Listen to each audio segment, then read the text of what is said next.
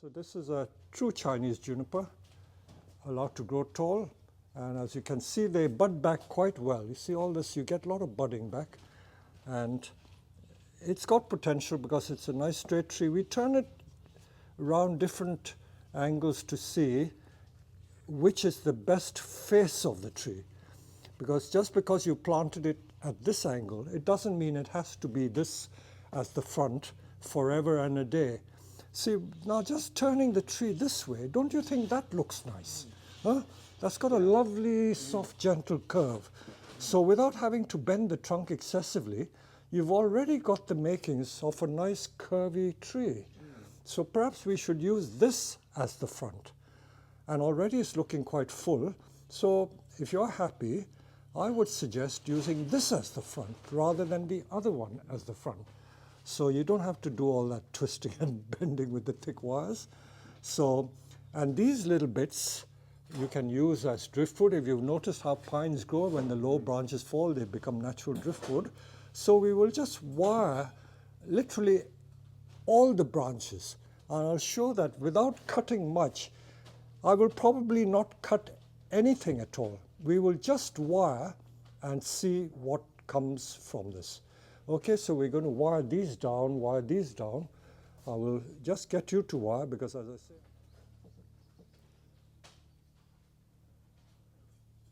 okay, let's have a look. Okay, if you stand back, I'll just.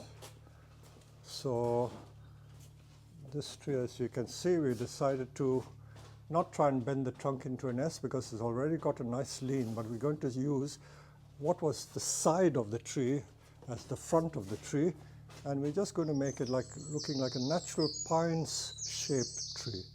So we've got to wire the top yet, so let's see how we get on. So we've now done the wiring of this tree. So what was originally the customer's front, or this side, we've now turned into the side because we want the tree to have a slight lean. So this is how the tree is looking, and we're going to repot it using this as the front. So it's quite an elegant looking tree with three little gins there.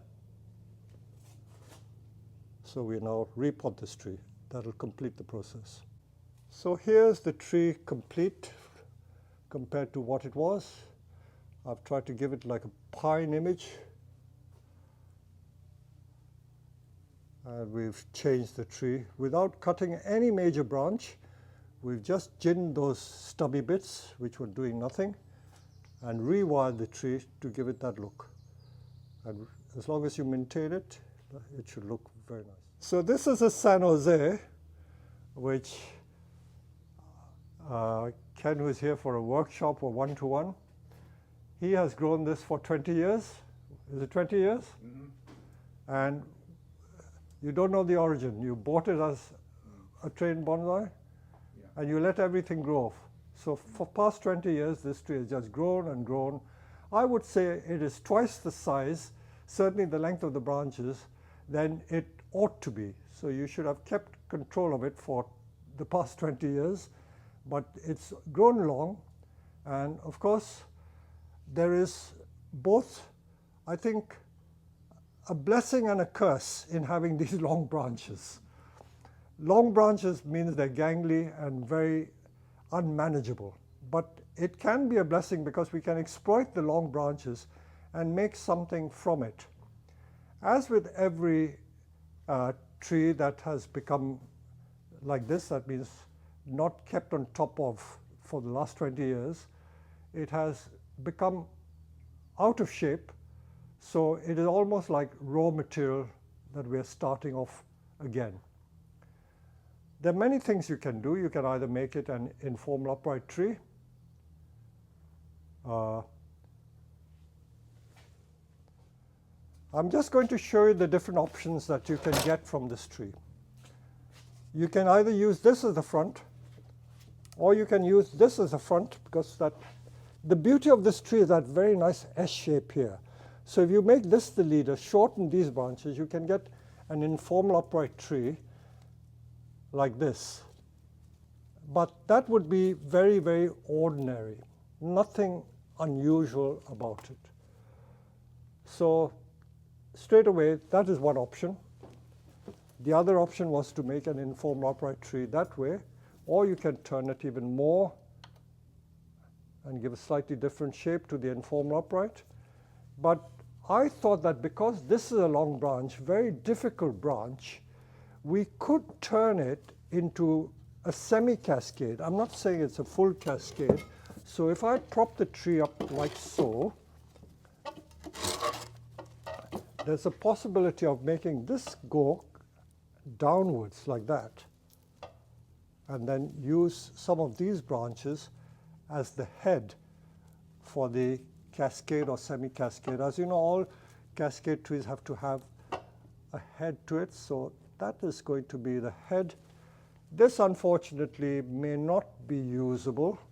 That may end up as a gin, a bit of driftwood. This also is very, very long. I can't see how this is going to be used. And we can't really use this as the cascading part, because cascading part should come from the top rather than the bottom. So sadly, these branches are not going to be that usable.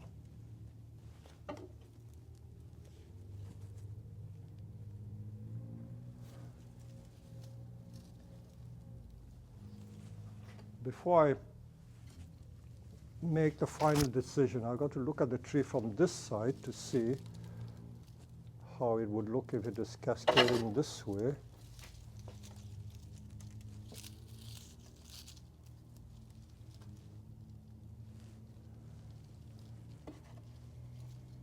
As I've always said, every problem has more than one solution. So it is making the preferred choice. I wouldn't say the right choice, because what you choose may not be what someone else might choose.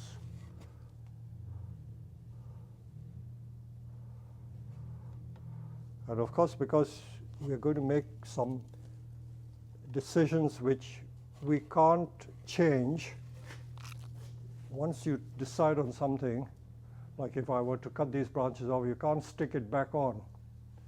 So you've got to be absolutely sure what we want to do.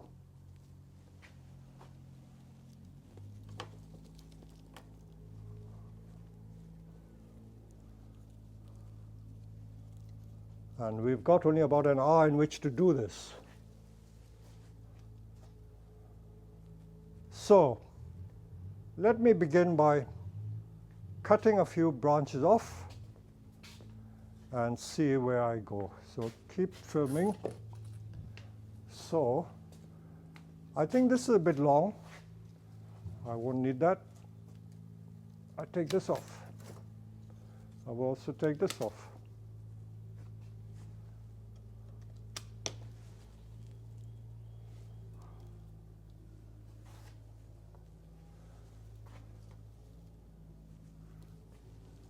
That back one is also very long.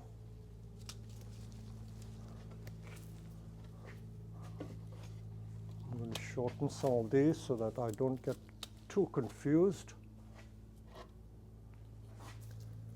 This is the main branch I'm going to use, and that one as well. I'm going to try and bend this a little bit. So let me see. Some of these are not bendable, so I'll just wire it down.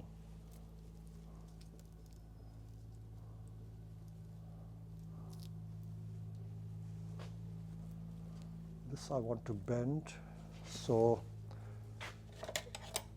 junipers are good candidates for branch splitting. So I'm using the branch splitter here. You know how to use a branch splitter, Ken? Have you ever done it before? Yeah, I've done that. So by splitting the branch, you're making a thick piece of wood into two thinner pieces of wood. So it's like a composite piece of plywood of two layers, which makes it a bit easier to bend. So you see already it is more bendable than it was before. So if I use the right wire, or even use a guy wire, it is bendable. Also this one I will do the same. Do a bit of bronze splitting there.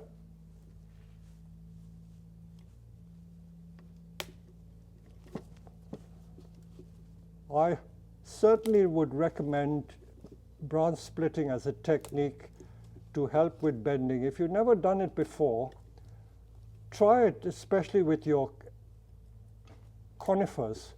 Pines and junipers take extremely well to this bronze splitting technique. I don't... Put it right through? Yeah, right through, till the blades meet. I don't try and do it with deciduous trees, certainly not with maples, because maples are inherently very brittle, difficult to bend. So no point trying to even do that. So I've done those two. I'm pretty sure that whatever I try to bend has to be bent with very thick wire. So there's going to be a lot of thick wire used. So I'm going to bend those two. We've got so far. Let's look at the tree critically and see where we've got to. And looking at the tree, I think this is a distraction here. It doesn't seem to be doing anything. So let's do what we call the Peter Chan bag trick, with or without. Clean a line without, isn't it? We could maybe do a little bit of gin to give a bit of interest. Just a very short gin. So because the branch is so thick, even the branch cutter won't go through.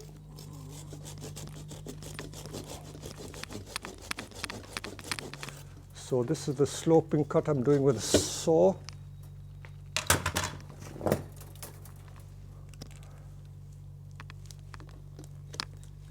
Sometimes you feel that, you grew all that, shame to cut it off or break it, but needs must. It serves no purpose.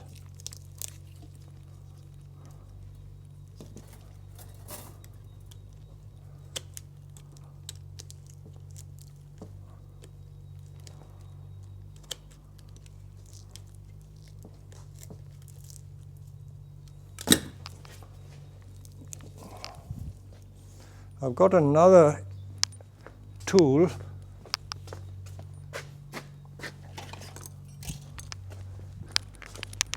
My Indian gin pliers. It's for making chapatis, called the chimta.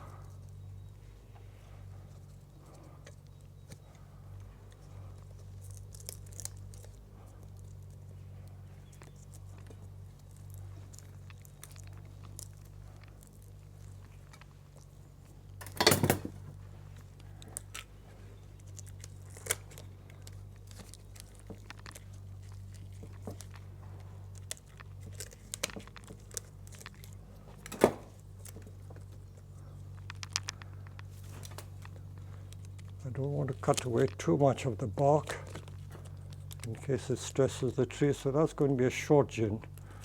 This can be improved. In fact, I think this tree can be tilted even more. Like so.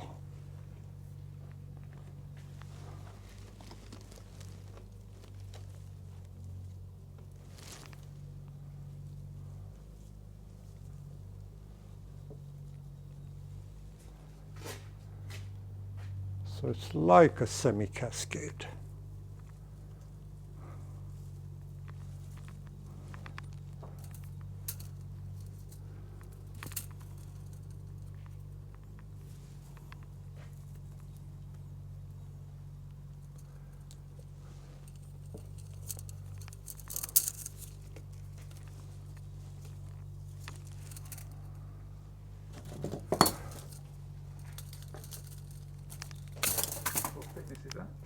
This is 4. See, that even can be ginned.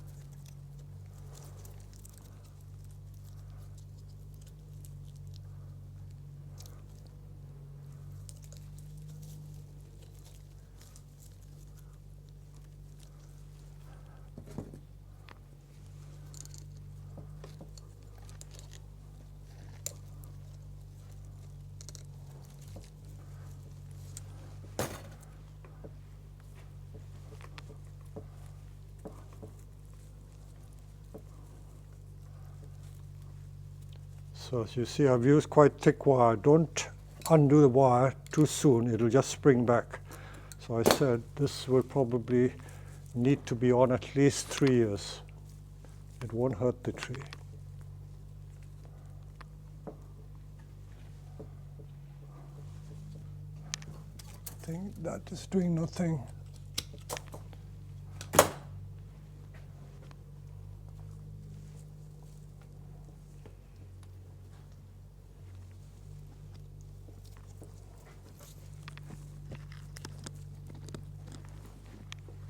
We're almost there. Once the pads are wired, I'm literally wiring pads, meaning getting it flat. The pad, for those who are not familiar, is like the fishbone, the best analogy. Wide at the base, tapering to a point, but flat.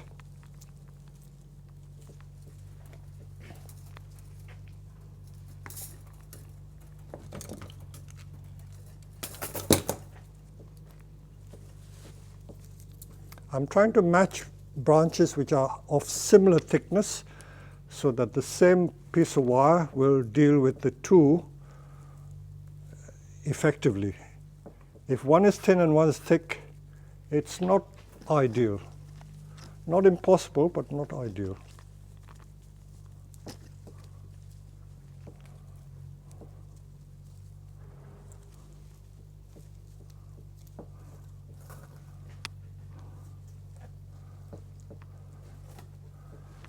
Sometimes there are too many branches, like here I could have easily kept that one, but if I wire this flat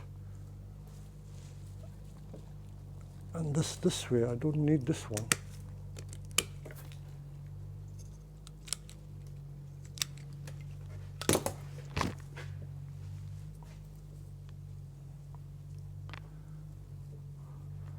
I will keep going on wiring. I've got to keep changing the grade of wire because different branches are different thickness. So I have to keep judging what grade of wire to switch to. Okay, so this one.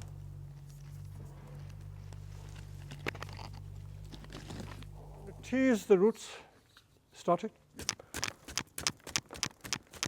and prop it up at a new angle. When was this tree last repotted? 10 years, 5 years? 10 years. Oh, it's not that pot bound.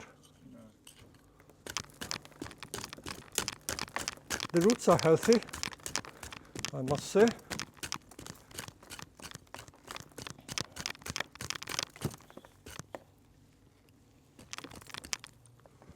It's more this side because the tree is going to be leaning this way that I have to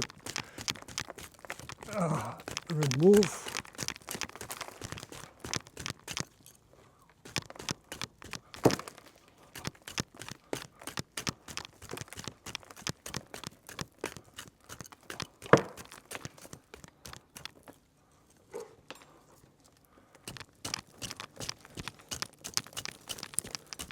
A part of this side may bulge a little bit, but we can't cut it off in one go. Maybe after another 3 years we can probably get it down a little more. So the angle is going to be like so.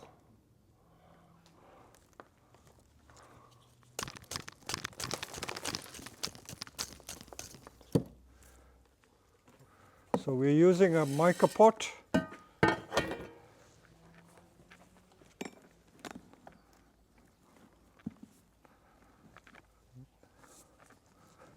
So it's like a semi-cascade tree. I know this is just the first potting. In a few years' time, we will probably remove some of this, but for now I don't want to cut too much of that off. So it'll stand proud for the first couple of years. So I don't like to stress the tree too much. Usually people at demonstrations, they want the tree to look as if it's at an exhibition, and that really stresses the tree.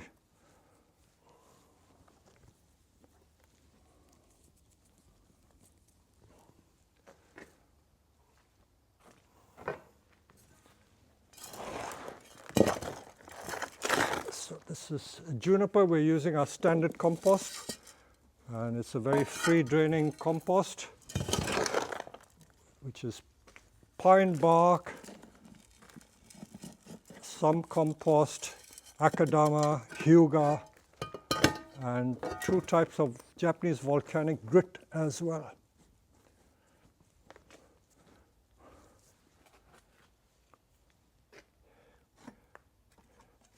Some people like to prod it with a bamboo stick or whatever.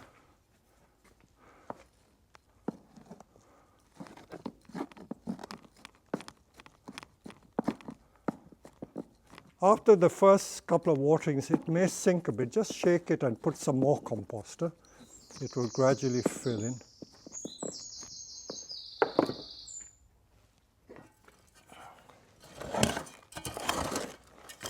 It's amazing. I think that pot would probably fill more than 20 liters of compost. It's amazing how much it takes.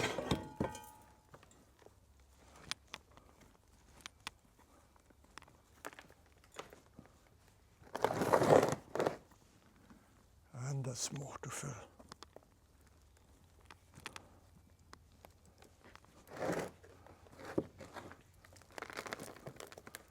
With pines, I find that if you use some of the old compost, because it has mycelium spores, it would help the tree. So don't always throw away the old compost. If it looks fit and healthy, this is well, it's not soggy.